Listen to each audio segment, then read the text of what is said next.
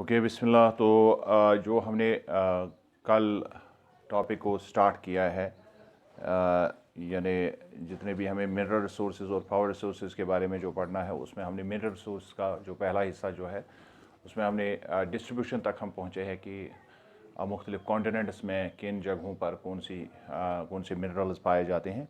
लेकिन चूँकि हमारा जो मेन कंसर्न जो है दैट इज़ विथ इंडिया, तो इसलिए इसमें आपकी बुक में अब अलग से यहाँ पर हमें ये देखना है कि इंडिया में कौन कौन से मिनरल्स पाए जाते हैं। तो ये एक पार्ट जो रह गया था मिनरल्स के बारे में, that is distribution of minerals in India.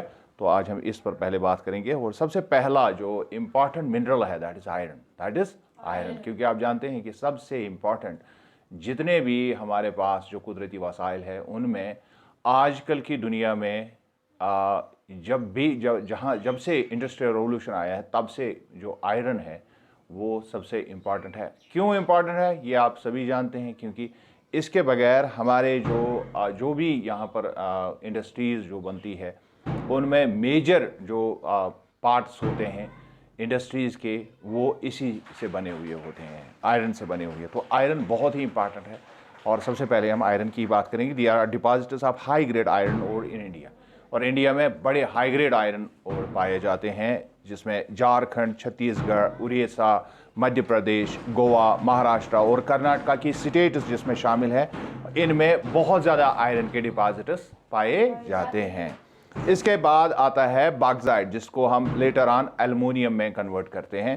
तो जो एल्युमिनियम है या बॉक्साइट जो है ये झारखंड, उड़ीसा, छत्तीसगढ़, मध्य प्रदेश, गुजरात, महाराष्ट्र और तमिलनाडु, ये वाली स्टेट्स में बहुत सारे बॉक्साइट के बहुत सारे डिपॉजिट्स पाए जाते हैं। और जब मैं ये कहता हूं कि ये झारखंड, उड़ीसा, छत्तीसगढ़, तो इसका मतलब ये है कि जिस स्टेट का हम पहले नाम लेते हैं उसमें सबसे ज़्यादा, और फिर हम उन स्टेट्स का नाम लेते हैं जिनमें कम कम पाया जाता है। बात समझ रहे हैं? तो इसको हम डिसेंडिंग ऑर्डर में रखते हैं। सबसे पहले सबसे ज़्यादा जिसमें पाया जाता है, उसके बाद कम, उसके बाद उससे कम, लास्ट में सबसे कम। समझ रहे हैं? तो इसको भी आप अंडरस्टैंड करेंगे कि ये किस तरह से, ये ऐसे ही नहीं है कि मतलब हमने पहले झारखंड लिखा तो लास्ट में तमिलनाडु लिखा, और अब अगर हम उल्टा इसको करेंगे, पहले तमिलनाडु लिखेंगे फिर झारखंड लिखेंगे। नहीं, ये पर्पसफुली मैंने पहले झारखंड इसलिए लिखा है क्योंकि झारखंड पहले आता है। बात समझ आई? तो इसी तरह सारे के सारे मिनरल्स के बारे में इसी तरह जो है वो हमने एक तरह से इसकी जो एक ऑर्डर बनाया है वो इसी तरह का ऑर्डर है। उसके बाद आता है mica. India is the largest producer and exporter of mica. India जो है बहुत बड़ा प्रोड्यूसर है इसका। और माइका जो है ये मेनली कहां पर? झारखंड, बिहार, आंध्र प्रदेश और राजस्थान। और अब अगर आप इन सारे स्टेट्स के बारे में अगर आप गौर करेंगे तो ये प्लेटू रीजन के हैं।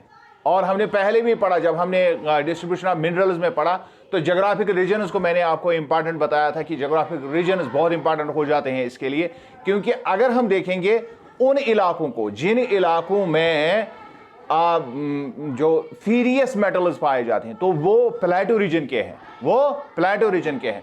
और जिन इलाकों में जिन इलाकों में जो नॉन मेटेलिक मिनरल्स पाए जाते हैं, तो वहां पर हम देखते हैं वो सैंडस्टोन एरिया है, वो सैंडस्टोन एरिया है। और जो यंग फोल्ड माउंटेन्स हैं या जो बाकी इलाके हैं जहां पर इग्नियस रॉक्स नहीं पाए जाते हैं, तो वहां पर ये मिनरल्स पाए जाते हैं। तो इसका ज्योग्राफी के साथ बहुत ज़्यादा ताल्लुक है, यानी जो लोकल ज्योग्राफी होती है उससे काफ़ी ताल्लुक होता है इसका। उसके बाद आता है कॉपर। कॉपर जो है ये सबसे ज़्यादा जो है राजस्थान में पाया जाता है। उसके बाद दूसरा नंबर मध्य प्रदेश का है, फिर झारखंड, फिर कर्नाटका और आंध्र प्रदेश। सारे के सारे अगर आप देखेंगे सारे के सारे प्लेटू रीजन के ही इलाके अभी तक हम पढ़ रहे हैं। उसके बाद आता है मैंगनीज। तो मैंगनीज, इसको आप मैंगनीज भी पढ़ते हैं लेकिन प्रॉपर प्रोनाउंसिएशन इसकी मैंगनीज है। तो मैंगनीज जो है ये महाराष्ट्र में पाया जाता है, मध्य प्रदेश में पाया जाता है, छत्तीसगढ़ में पाया जाता है, उड़ीसा, कर्नाटक और आंध्र प्रदेश में भी पाया जाता है। उसके बाद आता है लाइमस्टोन। अब वो एरिया है जहां पर लाइमस्टोन का एरिया जो है, जहां से बहुत ज़्यादा, जिसको हम संगमरमर कहते हैं, क्योंकि लाइमस्टोन जो है ये बाद में कन्वर्ट होता है, संगमरमर में ये कन्वर्ट होता है। तो ये बिहार में सबसे पहले नंबर पर आता है। उसके बाद झारखंड, उड़ीसा, मध्य प्रदेश, छत्तीसगढ़, राजस्थान, गुजरात और तमिलनाडु के इलाके इसके लिए काफ़ी मशहूर हैं। These are the major states जहाँ पर इसको प्रोड्यूस किया जाता है। उसके बाद आता है गोल्ड, बड़ा ही प्रेशियस मटेरियल, और हमेशा से गोल्ड जो है काफ़ी महंगा रहा है। और ये गोल्ड जो है ये इंडिया की एक वाहिद स्टेट में हमें मिलता है, दैट इज़ एक्चुअली कर्नाटका, और वहाँ पर भी एक जगह दैट इज़ कोलार माइनस, तो वहाँ पर ये पाया जाता है कर्नाटका में। और कोलार माइनस जो है ये डीपेस्ट माइनस दुनिया की है जहाँ से इसको निकाला जाता है। डीपेस्ट माइनस यानी बहुत, माइनस के बारे में हमने पढ़ा किस तरह से ओपन कास्ट माइनिंग होती है और शाफ्ट माइनिंग होती है, तो यहाँ शाफ्ट माइनिंग से इसको निकाला जाता है, बहुत नीचे चला जाना पड़ता है, तो उसके ज़रिए से इसको निकाला जाता है। उसके बाद इंडिया एक बड़ा प्रोड्यूसर है साल्ट का, जो लेक साल्ट या जिसको हम सी साल्ट कहते हैं, ये बहुत ज़्यादा इंडिया में पाया जाता है, क्योंकि यहाँ के सीज और लेक्स जो है, इसके अलावा जो है रॉक से भी ये निकलता है। और अगर आप देखेंगे जो पड़ोस का मुल्क है हमारा पाकिस्तान, तो वहाँ पर रॉक साल्ट दुनिया का सबसे बेहतरीन रॉक साल्ट पाया जाता है। India is among the leading producers of exports of this salt, तो इंडिया जो है इसका बड़ा ही सबसे बड़ा प्रोड्यूसर है। अब हमने पढ़ा कि ये इंडिया के जो मेजर जो हमें मिनरल्स यहाँ पर हमें चाहिए, तो तकरीबन सारे के सारे मिनरल्स जो हैं जो आमतौर पर हमारी नज़र में आते हैं वो इंडिया में पाए जाते हैं। तो इनका यूज़ क्या होता है, क्योंकि हर चीज़ को हमने कहा कि रिसोर्स जो है वो यूजेबिलिटी पर होता है, यूटिलिटी पर होता। अगर ज़रूरत किसी चीज़ की है तो उसी को हम फिर रिसोर्स कहते हैं। जिस चीज़ की हमें ज़रूरत नहीं है, पोटेंशियली वो रिसोर्स हो सकता है, वो मटेरियल है हमारे पास, लेकिन अभी रिसोर्स में कन्वर्ट करना बाकी है। रिसोर्स तभी बनता है जब यूजेबिलिटी और यूटिलिटी होती है किसी चीज़ की, बात समझते हैं, तो वही उसको वैल्यू देता है। चीज़ का वैल्यू यूटिलिटी और यूजेबिलिटी से होता है। तो अब हम देखेंगे कि इनका यूज़ क्या है, मिनरल्स का यूज़ क्या है। Minerals are used in many industries like iron and steel, automobile and aeroplane. आप जानते हैं जो भी आपके इर्द गिर्द जो भी चीज़ें पाई जाती है, आयरन की मैंने पहले भी बताया, ये इंडस्ट्रीज़ में आयरन के सबसे ज़्यादा पार्ट्स लगते हैं। अब आप स्टील इंडस्ट्री को देखेंगे तो एक ख़ास तरीके से हम आयरन ओर को स्टील में कन्वर्ट करते हैं, और ऑटोमोबाइल ज़्यादातर इसी से बनते हैं। अगर आप हवाई जहाज़ देखें तो उसमें एल्युमिनियम का बहुत ज़्यादा इस्तेमाल होता है, क्योंकि थोड़ा सा वो लाइट मटीरियल है। तो आयरन जो है ये हैवी मशीन्स के लिए इस्तेमाल होता है, बहुत ज़्यादा हैवी मशीन जो बनते हैं, जो टूल्स घर में आपके होते हैं, चाहे चाकू से लेके कुदाल तक, बीलचे से लेके वो छेनी तक, सारी चीज़ें तकरीबन किसकी बनती हैं, ये आयरन की ही बनती है। और ये बिल्डिंग कंस्ट्रक्शंस में भी बहुत ज़्यादा इस्तेमाल होता है। और आप जानते हैं कि स्लैब को हम इसके बगैर हम लगा ही नहीं सकते हैं, जो भी हमारा कंक्रीट बनता है उसमें रीइंफोर्समेंट के लिए इसी स्टील का ही हम इस्तेमाल करते हैं, आयरन का इस्तेमाल करते हैं। ब्रिजेस वगैरह जो है वो तो इसके बगैर बनेंगे ही नहीं, जो आजकल के ब्रिजेस बनाए जाते हैं।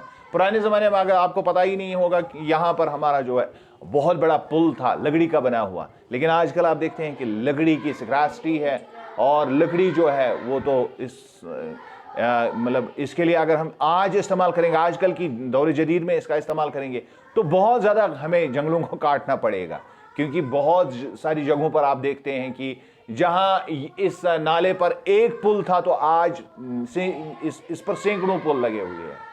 तो इसके लिए ब्रिजेस के लिए आयरन बहुत इंपॉर्टेंट है। उसके बाद जो कापर है, आप जानते हैं इसको बहुत पहले इसको कॉइन्स के लिए इस्तेमाल किया जाता था, अब तो नहीं होता है।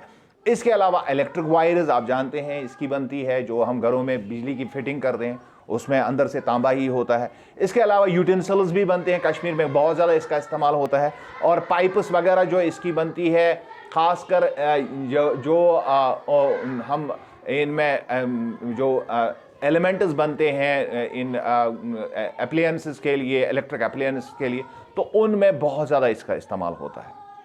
उसके बाद एल्युमिनियम जो है, इसको एल्युमिनियम को ऑटोमोबाइल और एयरप्लेन इंडस्ट्री में बहुत ज़्यादा इस्तेमाल किया जाता है। हालांकि यूटेंसिल्स भी इसके बनते हैं, एल्युमिनियम के यूटेंसिल्स भी हम इस्तेमाल करते हैं, लेकिन आमतौर पर जो है इसके बारे में कहा जाता है कि एल्युमिनियम का इस्तेमाल यूटेंसिल्स के लिए नहीं करना चाहिए।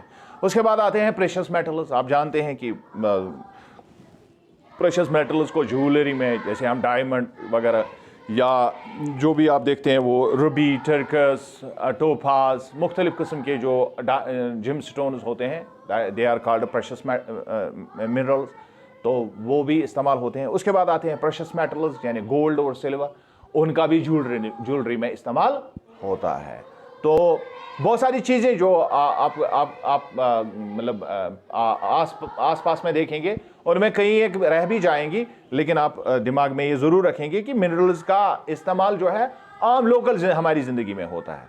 अब चूंकि बहुत ज़्यादा इनका इस्तेमाल होता है और हर चीज़ जो है, हमारी ज़रूरतें जो है इसी से पूरी होती है, लिहाजा कंजर्वेशन इनके लिए बड़ा ही इंपॉर्टेंट। रिसोर्स के बारे में हमने पहले ही पढ़ा कि कंजर्वेशन बहुत ज़रूरी है, और कंजर्वेशन में 3 R's का मैंने आपको बताया, हर चीज़ में 3 R's का हम इस्तेमाल करते हैं।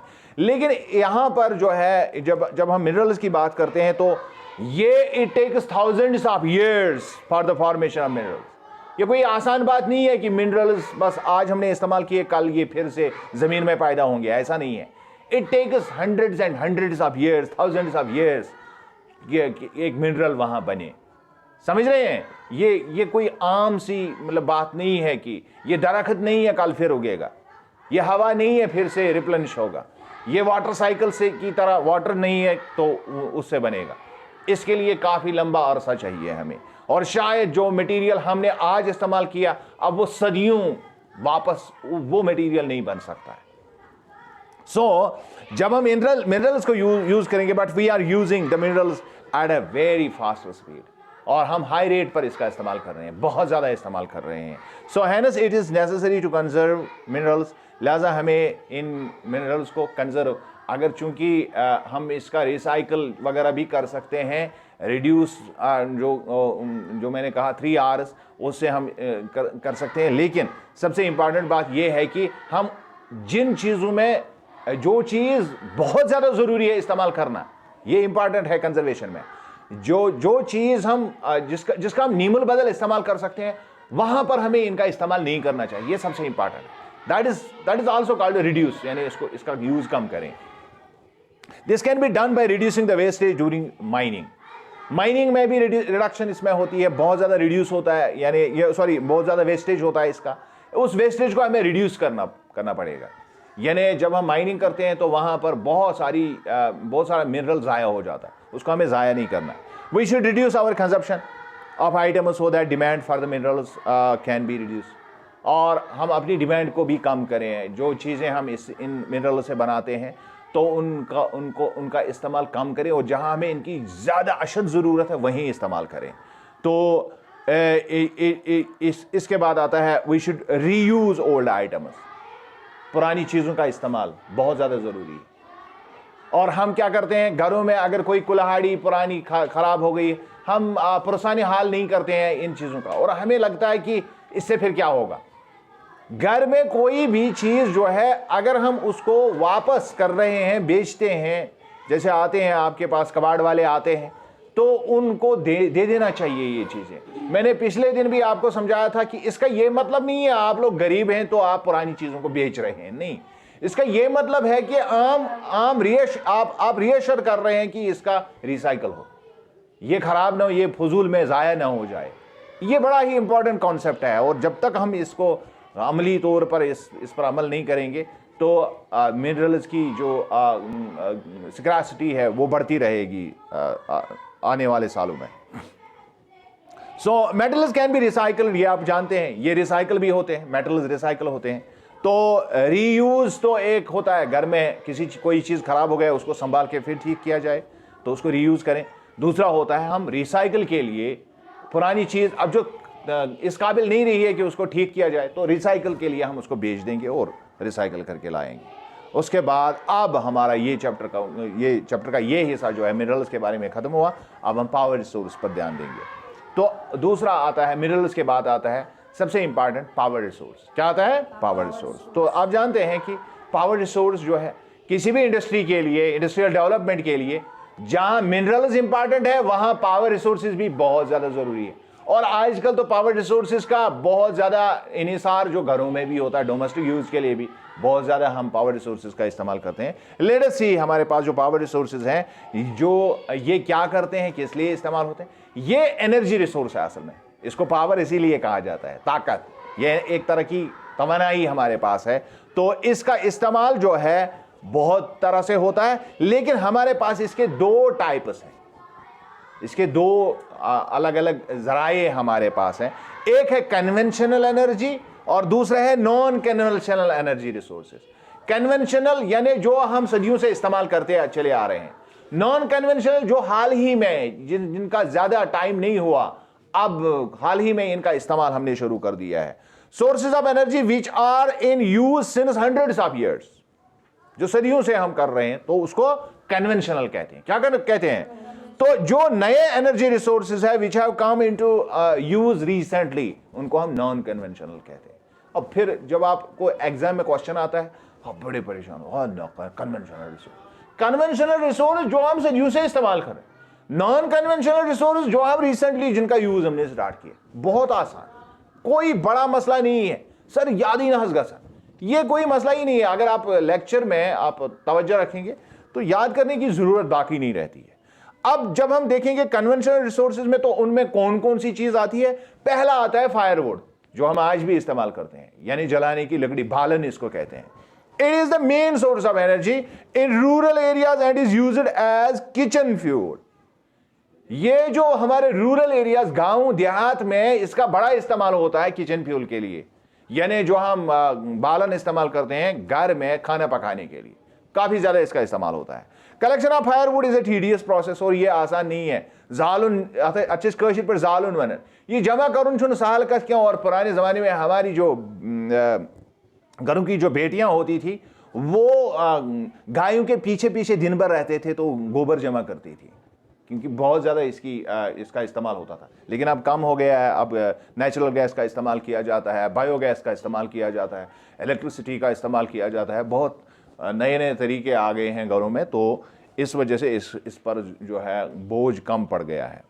Combustion of firewood results in air pollution, और इसका एक सीधा एक एनवायरमेंटल एक इशू आता है कि जब हम बालन का इस्तेमाल करते हैं बहुत ज़्यादा, तो इससे धुएं की मिकदार में इजाफा होता है, तो ये एयर पोल्यूशन करता है। और women who use firewood as kitchen fuel run the risk of getting respiratory disease. और हमारी माएँ जो पुराने ज़माने में अक्सर बेशतर दमे की बीमारी होती थी, और बहुत जगहों पर हम देखते थे कि ट्यूबरकुलोसिस वगैरह भी होती थी, ये काफ़ी ज़्यादा रेस्पिरेटरी इन्फेक्शन, इससे काफ़ी ज़्यादा इसकी रिस्क बढ़ती है। अब दूसरा जो है फायरवुड की जगह पर जो इससे थोड़ा ज़रा इम्पॉर्टेंट रिसोर्स हमारे पास है मिनरल्स का, वो है कोल, जिसको हम कोयला कहते हैं।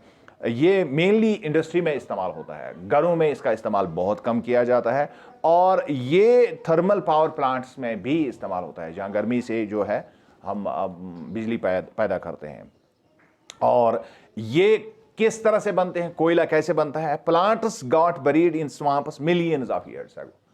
अब हमने कहा कि मिलियंस ऑफ ईयर्स एगो, इसका मतलब है अगर नया कोयला चाहिए तो उसके लिए वेट करना पड़ेगा मिलियंस ऑफ ईयर्स। पहले दरख्तों के ऊपर, दरख्त जो है जमीन के नीचे दब जाएं, उसके बाद मिलियंस ऑफ ईयर्स होंगे, तो उसके बाद कोयला मिलेगा। लिहाजा ये बड़ा ही इंपॉर्टेंट रिसोर्स है इस लिहाज से, क्योंकि ये जल्दी में बनता नहीं है। So in due course of time, they got transformed into coal due to intense heat and pressure.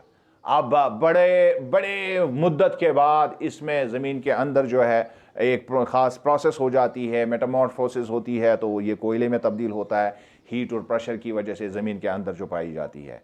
China, USA, Germany, अब ये इसकी डिस्ट्रीब्यूशन है कहाँ कहाँ पर। China, USA, Germany, Russia, South Africa, France are the leading producers of कोल।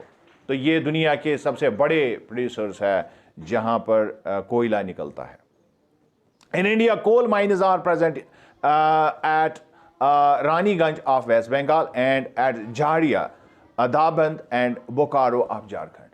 ये India में भी पाया जाता है, खासकर हमारी वेस्ट बंगाल में कोयले की खदानें हैं, तो यहाँ पर रानीगंज का इलाका बहुत, और उसके बाद जारिया और धाबंद का इलाका और बोकारा का इलाका जो है झारखंड में, वहाँ पर भी कोयला काफ़ी ज़्यादा मिकदार में पाया जाता है। उसके बाद आता है उससे बढ़िया चीज़, that is petroleum, that is petroleum. और पेट्रोलियम आप जानते हैं it is found in under this under the soil in deep inside the earth. और ये बड़ा ही जो है मुश्किल निकालना है वहाँ से, तो इसको ड्रिलिंग के ज़रिए से बाहर निकाला जाता है। So petroleum is found in hollow layers between rocks. ये जो ज़मीन के अंदर जो गैप्स रहते हैं रॉक्स के बीच में, उन्हीं में ये पाया जाता है। It is extracted by drilling deep wells. बहुत नीचे गहरे कुएं खोदे जाते हैं, उनसे ही निकलता है। Crude oil is a black and viscous liquid. ये बहुत गाढ़ा होता है। विस्कस का मतलब है गाढ़ा, तो ये काफ़ी गाढ़ा लिक्विड होता है और ब्लैक होता है, इसलिए ब्लैक सॉइल, इसको ये ब्लैक गोल्ड भी कहते हैं। क्या कहते हैं? क्योंकि काफ़ी कीमती है। Due to its black colour and high economic value, it is also known as black gold. इसका इकोनॉमिक वैल्यू बहुत ज़्यादा है, तो ब्लैक गोल्ड कहा जाता है। Crude oil is sent to refineries for further processing. और ये सीधे इस्तेमाल नहीं होता है, बल्कि हमें इसको रिफाइन करना पड़ता है, और इसकी रिफाइन करने के बाद बहुत सारे अलग अलग चीज़ें निकलते हैं। Refining of petroleum gives various petroleum products. फिर बहुत सारे अलग अलग प्रोडक्ट्स निकलते हैं, जिसमें केरोसिन है, जिसमें डीजल है, जिसमें पेट्रोल है, जिसमें लुब्रिकेंट ऑयल है या पैराफिन है। तो ये सारी चीज़ें इससे फिर बाद में निकाली जाती है। आपने साइंस में भी पढ़ा होगा। और इसमें हमारे एशिया में बहुत इंपॉर्टेंट ममालिक जो है ईरान, इराक, यूएई, कतार, जिसको हम कतर कहते हैं, और इसके अलावा सऊदी अरबिया जो है इसमें पाया जाता है, are the leading producers of petroleum. USA, Russia, Venezuela, Algeria are other important producers. इसके अलावा यूएसए में भी, रशिया में भी, वेनेजुएला और अल्जीरिया में काफ़ी ज़्यादा इसके जो है इसका मिकदार पाया जाता है। और इंडिया में, अब चूंकि इंडिया हमारा कंसर्न है, India petroleum is produced at Digboi है, ये एक जगह है इन आसाम, और बम्बई हाई ये मुंबई में जो है वहाँ पर पाया जाता है। और इसके अलावा कृष्णा गोदावरी डेल्टा में भी इंडिया में पेट्रोलियम के ज़खायर मौजूद हैं। उसके बाद आती है natural gas. Natural gas is found along with petroleum. ये पेट्रोलियम के साथ साथ पाए जाते हैं। It comes out during extraction of crude oil. जब हम पेट्रोलियम निकालते हैं तो उसके साथ साथ वहां से गैस खारिज होती है, और वो गैस होती है, that is called natural gas. Natural gas is an important fuel for industries and kitchen. जो आपके घरों में किचन का फ्यूल, खासकर अब तो हम ब्यूटेन का इस्तेमाल करते हैं, ये ज़्यादा मीथेन निकलता है वहाँ से, तो बहुत सारे इलाकों में यही मीथेन जो है घरों के किचन में इस्तेमाल होता है, इंडिया में भी और दुनिया के बाकी जगहों पर भी। और आज आप जानते हैं कि बहुत सारी गाड़ियां भी इस पर चलती हैं, नेचुरल गैस से चलती हैं। और इसके अलावा जो है इंडस्ट्रीज़ में इसका काफ़ी इस्तेमाल होता है। रशिया, नॉर्वे, यूके, नीदरलैंड्स ये लीडिंग प्रोड्यूसर्स हैं इस नेचुरल गैस के। In India natural gas is found at Jaisalmer, Krishna Godavari delta, Tripura and add some other offshore sites of Mumbai। ये इंडिया में भी काफ़ी जगहों पर पाया जाता है, और यहाँ पर जैसलमेर में पाया जाता है। इसके अलावा कृष्णा गोदावरी डेल्टा में भी पाया जाता है, त्रिपुरा में पाया जाता है, और मुंबई के ऑफशोर्स में भी पाया जाता है। Coal, petroleum, natural gas are called fossil fuels. और इन तीनों को हम एक साथ फॉसिल फ्यूल भी कहते हैं। फॉसिल फ्यूल कहते हैं क्यों? Because they were made from fossils. क्योंकि पुराने जो चीज़ें जो हमने कहा कि ये बड़ी हो जाते हैं, ज़मीन के अंदर दफन हो जाती है, तो उन्हीं का ये फिर प्रोसेस के ज़रिए से नेचुरल ऑयल या नेचुरल गैस और कोल वगैरह इनका बनता है। Fossil fuel fulfil the major portion of our energy needs. और अभी तक हम ज़्यादातर इसी पर एनर्जी के लिए इसी पर इन्हिसार करते हैं। ज़्यादातर एनर्जी इन्हीं फॉसिल फ्यूल से हासिल की जाती है। चूँकि ये पोल्यूशन भी करते हैं, इस वजह से एक मेजर कंसर्न है दुनिया के लिए। But combustion of fossil fuels results in air pollution. ये बड़ा मसला है, इससे एयर पोल्यूशन होता है। अब आती है हाइड्रो इलेक्ट्रिसिटी। ये काफ़ी साफ एनर्जी है। हाइड्रो इलेक्ट्रिसिटी जो है, यानी जो पन बिजली है, जो बिजली हम पानी से बनाते हैं, ये काफ़ी ज़्यादा साफ एक एनर्जी रिसोर्स है। In this method electricity is produced by running turbines with the help of water current. बहुत तेज वाटर करंट जो है टर्बाइन्स पर मारी जाती है, और उससे पानी की बिजली बनती है। ये बड़ा ही अहम रिसोर्स दुनिया का माना जाता है। For this huge dams are made over rivers. और हम दरिया के ऊपर बड़े डैम्स तैयार करते हैं। Water is collected in reservoirs before the dam, और इस डैम से पहले रिजर्वायर्स में इसको जमा किया जाता है, फिर आहिस्ता आहिस्ता पानी को छोड़ा जाता है। After that water is released through sluice gates so that turbines can be moved. फिर इसके स्लाइस गेट्स बनाए जाते हैं, और उनमें से पानी छोड़ा जाता है, और तेज बहाव की वजह से जो है टर्बाइन चलना शुरू होता है, तो उससे बिजली जो है वो पैदा होती है। Water from dams is then released into canal so that it can be utilised for irrigation. उसके बाद नीचे डैम्स होते हैं और उन डैम्स में इसको पानी को जमा किया जाता है, तो वहां से इसका इस्तेमाल फिर कैनल्स के जरिए से एग्रीकल्चर में भी होता है, इरिगेशन के लिए होता है। यानी ये बहुत ज़्यादा, यानी एक तो हमने इससे बिजली ले ली और फिर जब ये नीचे पहुंचा तो डैम्स में हमने जमा किया और फिर हम इसका इस्तेमाल फार्मिंग में कर पाए। बात समझ रहे हैं? Hydro electricity fulfils 1/4 of energy needs of the world. दुनिया में 1/4, यानी जहां कहीं भी हमें 1 किलो एनर्जी इस्तेमाल होती है तो वहां उस 1 किलो का 1 पाव जो होता है वो बिजली का, जो पन बिजली होती है, हाइड्रो इलेक्ट्रिसिटी होती है, वो उसका हिस्सा होता है। यानी बहुत बहुत बड़ा हिस्सा है इसका दुनिया की एनर्जी के ज़खायर में। Paraguay, Norway, Brazil, China are the leading producers of hydro electricity. दुनिया में सबसे ज़्यादा हाइड्रो इलेक्ट्रिसिटी पैरागोया में, फिर नॉर्वे में, फिर ब्राज़ील और चाइना में इसका बहुत ज़्यादा इसको हार्नेस किया जाता है, इसको इस्तेमाल में लाया जाता है। Major hydro electricity projects in India are Bhakra Nangal, ये इंडिया के प्रोजेक्ट्स हैं जहां पर हाइड्रो इलेक्ट्रिसिटी बनाई जाती है। बाखरा नांगल प्रोजेक्ट है, और उसके बाद गांधी सागर है, नागार्जुना सागर है और दामोदर वैली है। Making dams for hydro electricity have severe environmental consequences. हालांकि एनर्जी के हिसाब से ये काफी साफ है, लेकिन एनवायरमेंटल हैजार्ड्स इससे हैं। वो कैसे है? Huge area becomes inundated inundated because of coming in the catchment area of the dam. क्योंकि जो डैम जहां पर बनता है तो वहां पर बहुत सारा एरिया जो है इसमें डूब जाता है, बहुत सारे एरिया इसमें इसके अंदर पानी के अंडर आ जाता है, और जो आसपास के इलाके होते हैं वो गैर महफूज हो जाते हैं क्योंकि सीपेज की वजह से उन यथेस्त्रे हवान कशित पड़ता है इलाका स्त्रे गसन, और वहाँ पर लैंडस्लाइड इसका खतरा रहता है और बहुत सारी और भी एनवायरमेंटल प्रॉब्लम्स वहाँ पर पाई जाती है। एक होता है डायरेक्ट जो एनवायरमेंटल पोल्यूशन होता है, दूसरा होता है एनवायरमेंटल डेंजर। इसमें फर्क है। पोल्यूशन इससे नहीं होता है लेकिन डेंजर पैदा होता है, समझ रहे हैं? This destroys flora and fauna of a large area. और जो खुश्की पर जो पेड़ पौधे होते हैं जब वो पानी के नीचे आ जाते हैं तो वो खत्म हो जाते हैं, तो उसका नुकसान तो हो जाता है हमारे पास, और उससे फिर एनवायरनमेंट पर थोड़ा बहुत असर पड़ता है।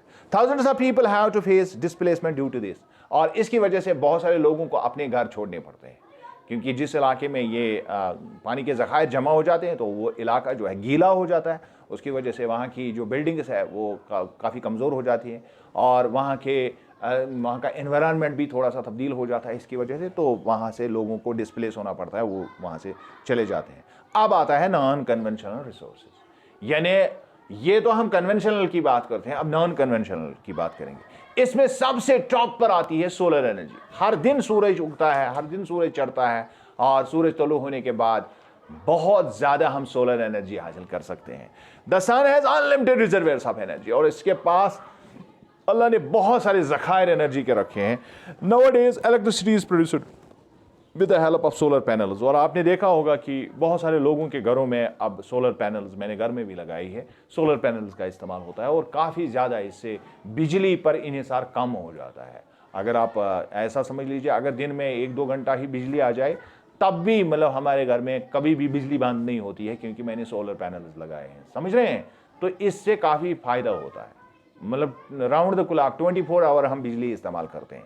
और अगर कभी बिजली ख़राब भी होती है, हमारे इलाकों में अक्सर बेशतर इसमें डिसरप्शन आ जाता है, तो बिजली अगर चंद दिन के लिए गायब भी हो जाए तो हम फिर भी कॉन्स्टेंटली बिजली का इस्तेमाल करते हैं क्योंकि ये सोलर एनर्जी की वजह से मुमकिन है। India is a country which gets plenty of sunshine for most of the month in a given year.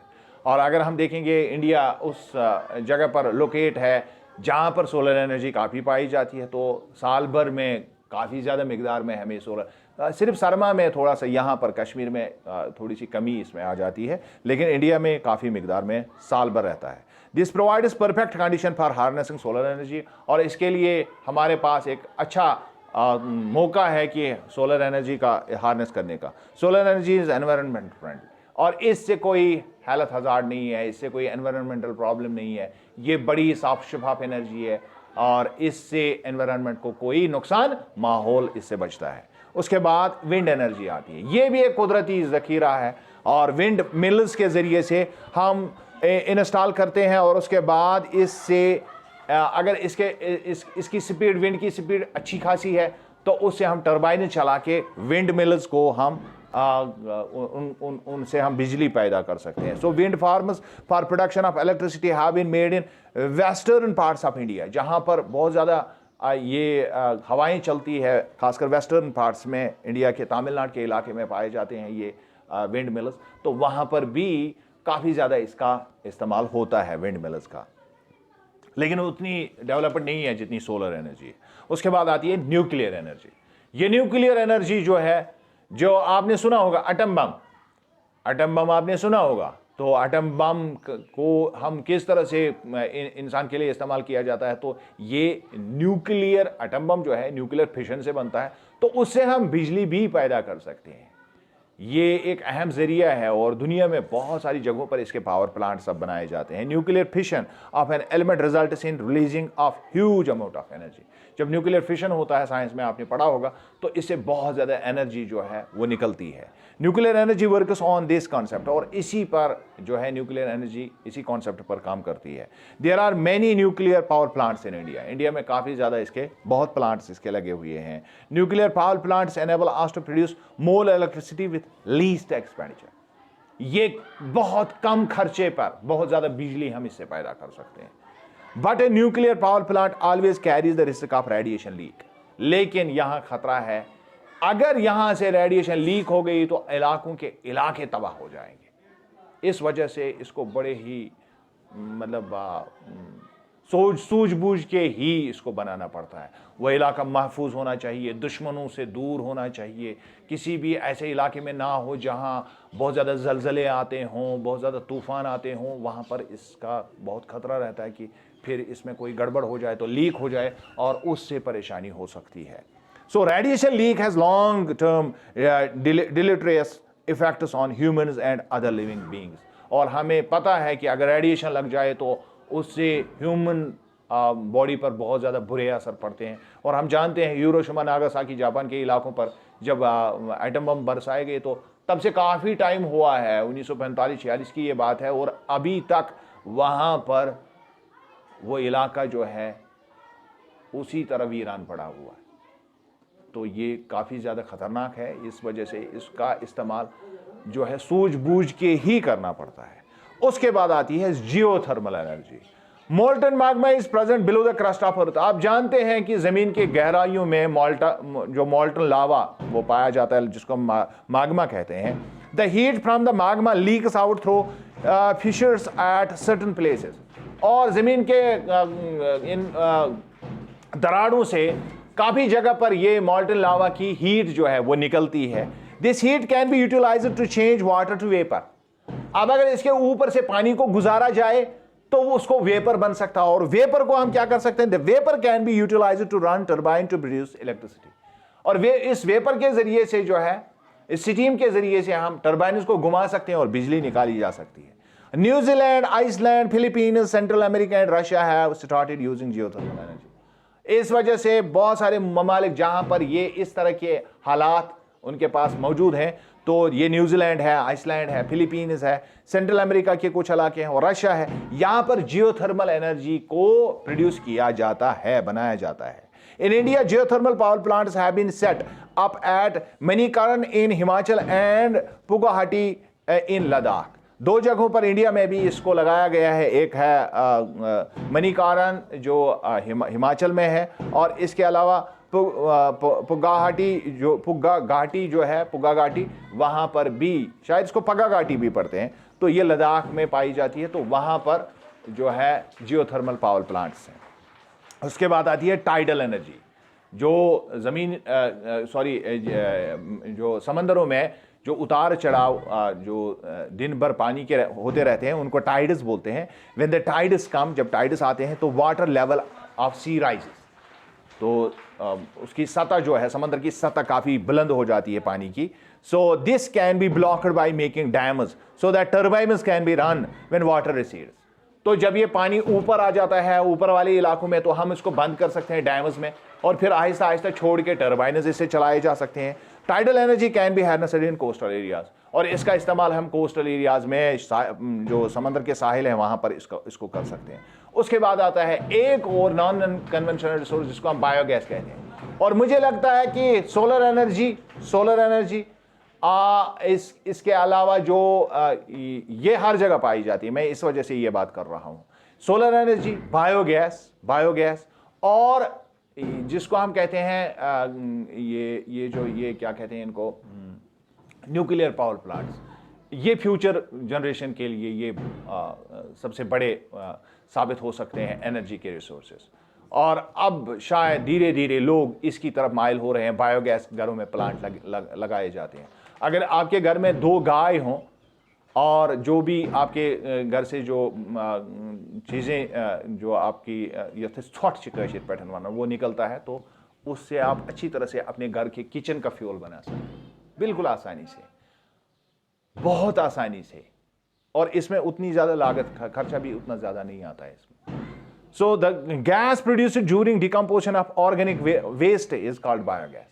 जब हम ऑर्गेनिक वेस्ट जो है, जब वो डिकम्पोजिशन में आ जाता है तो उसमें से गैस खारिज होती है, तो उसको बायोगैस कहते हैं।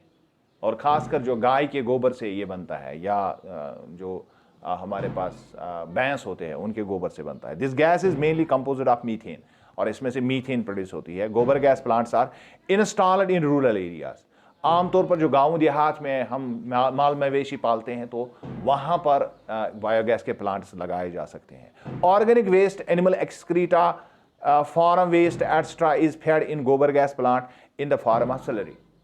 और ये ऑर्गेनिक मैटर को इसमें डाला जाता है, और जब वो सड़ना शुरू होता है अंदर तो इससे गैस पैदा होती है, और उस गैस को फिर हम इस्तेमाल करते हैं। It is often left to decompose. उसके बाद इसको छोड़ दिया जाता है फिर डिकम्पोजिशन के लिए, और इस डिकम्पोज्ड मटेरियल को हम खाद के लिए भी इस्तेमाल कर सकते हैं प्लांट्स में। The gas from gobar gas plant can be utilised as kitchen fuel and also for lighting purposes. तो हम घर में लाइट वगैरह, या जो हमारे घरों में गैस का इस्तेमाल होता है किचन में, वो हम इससे इस्तेमाल कर सकते हैं। और जो नॉर्मल गैस हम खरीद के लाते हैं उससे हम बच सकते हैं, और बहुत अच्छा जो है घर में इसका एक रिसोर्स हम पैदा कर सकते हैं। तो ये हो गया ये चैप्टर कंप्लीट, और अब हम नए चैप्टर की तरफ मूव करेंगे इंशाल्लाह। थैंक्स।